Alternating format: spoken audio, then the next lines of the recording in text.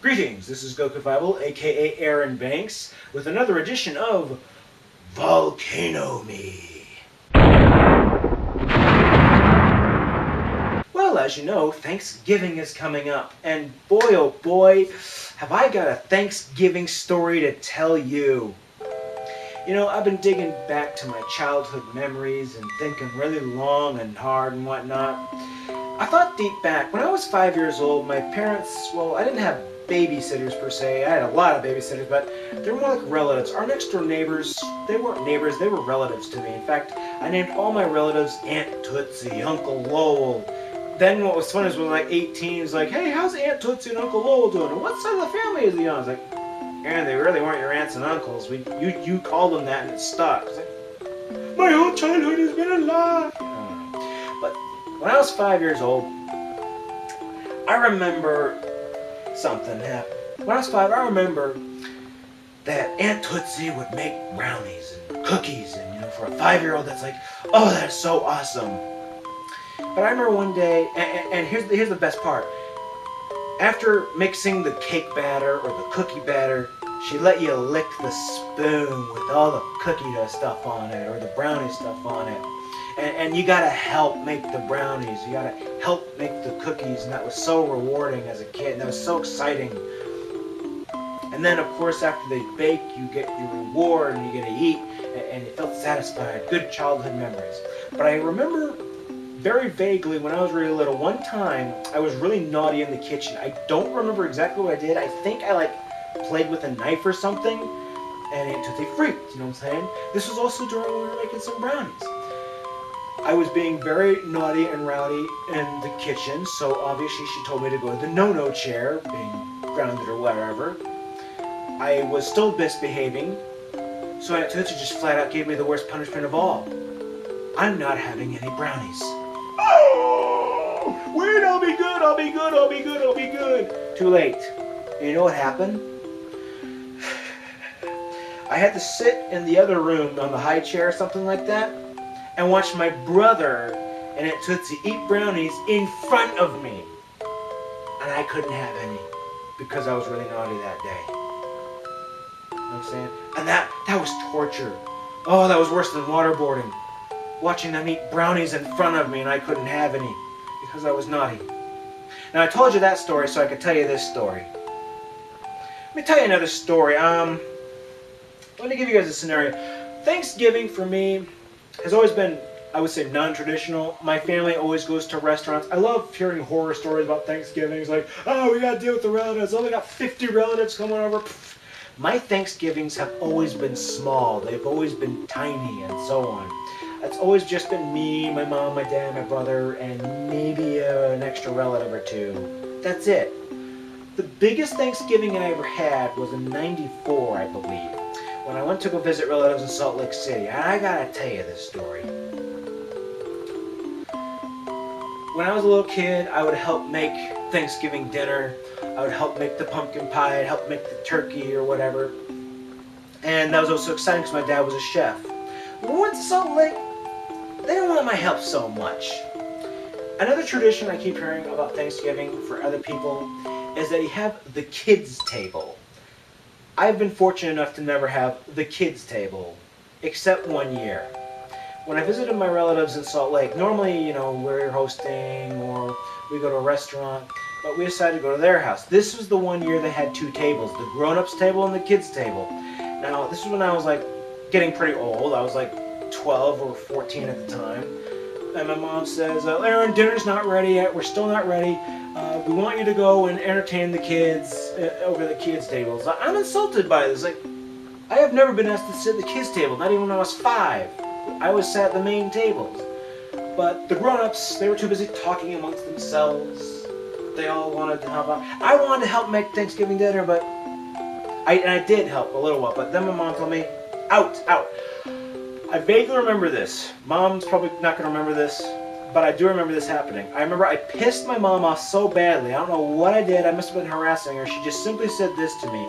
Wasn't our aunt? Forget it. This is what happened. The kids were a little rowdy. I was being rowdy. So the grown-ups told us, go to the kids' table, which was in another room. Go to the kids' table. Stay there. Don't move. Don't come back out asking when dinner's ready. We will bring dinner to you. Okay? So, or else we were grounded, or we wouldn't get any pie. I don't know.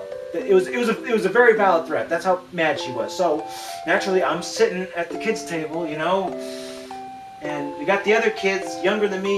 You know, here's why I remember this, because we were talking Batman the animated series and whatnot. So I'm talking Batman with them and whatnot. I'm talking Batman with Jamie and so on. And time goes by. Gee, what is taking so long for the Thanksgiving dinner done? I mean, normally my dad's a lot faster than this. I mean, he's a chef and so on. So a half hour goes by. Then an hour goes by. And so on. So finally, after time has gone by and the kids are really getting anxious, and now we really are hungry. I mean, before we were just energetic, now we're starving. So after waiting, finally I says, you know what, I'll take whatever punishment. I gotta get out of this room. So I go back into the main dinner table. The grown-ups have already started eating. In fact, they're almost done eating. And they're all having their grown-up conversations, like, oh, so how's Steve doing with his new job? So I kind of, hi, dinner ready yet? And the grown-ups all looked at us like, oh my gosh, we forgot about the kids. Guess what? They ate all the pumpkin pie. Pumpkin pie, gone. Pecan pie, gone. Most of the turkey, gone. All that was left for this eat was the yams and some ham and the vegetables and all that jazz. The grown-ups ate most of it.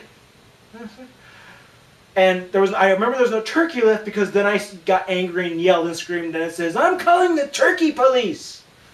Yes, I actually said that. That my parents haven't. They keep saying I said that. I'll call the turkey police.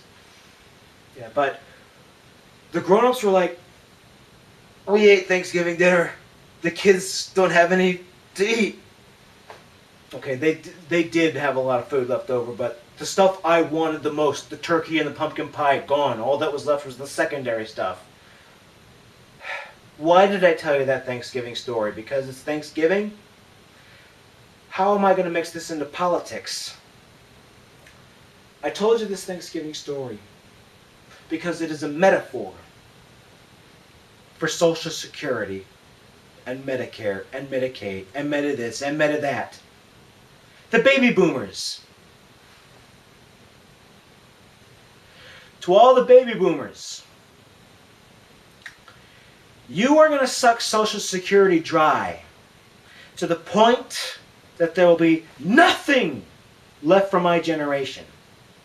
Nothing left for Gen X. Nothing left for the millennials. Just the bill. First was a housing slump. Fears spread to Wall Street. Consumers tightened their purse strings. The U.S. Federal Reserve cut its key interest rate by half a point. The I word, inflation, is coming to the Major fore. developments on the lending crisis in the U.S. Oil and gold prices are spiking. Nuclear right here on our financial and market. it's complicated because of where we are in the election cycle. Huge disconnect between Wall Street and Main Street.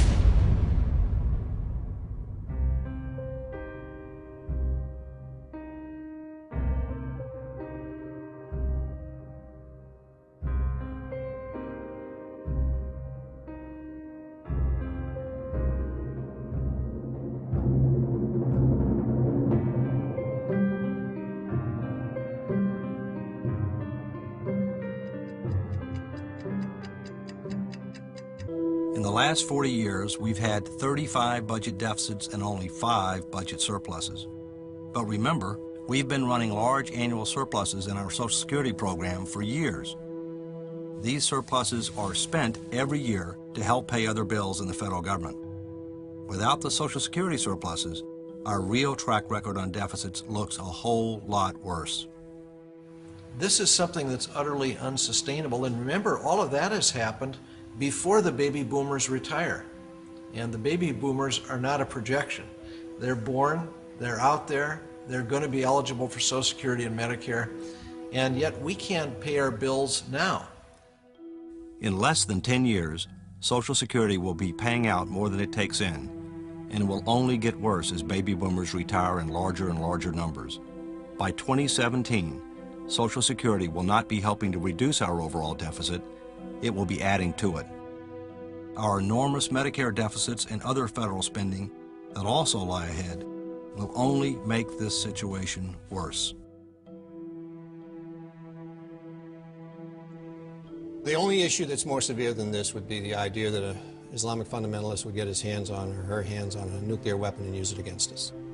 Beyond that, there's nothing that's more severe than this. This issue represents the potential fiscal meltdown of this nation, and it absolutely guarantees, if it's not addressed, that our children will have less of a quality of life than we've had, that they will have a government they can't afford, and that we will be demanding so much of them in the area of taxes that they will not have the money to send their kids to college or buy that home or just live a good quality of life.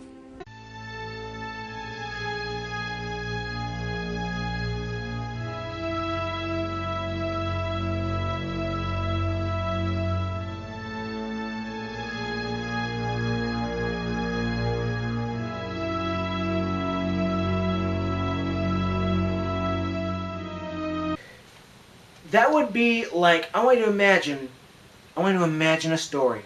I want you to imagine it's Thanksgiving and you're in the kitchen and you're working, you're slaving hard. You're making pumpkin pie, you're making brownie pie, you're making pumpkin pie, you're making brownies, you're making cookies, you're making the turkey.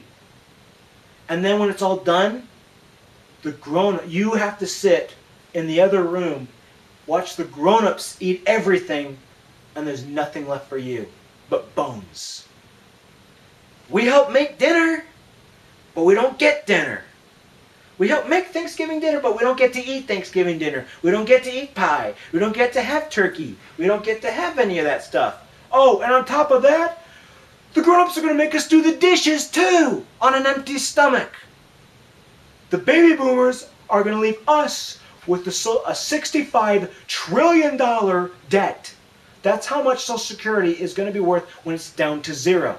Hey, baby boomers, you weren't kidding about that whole don't trust anybody over 30 thing, weren't you?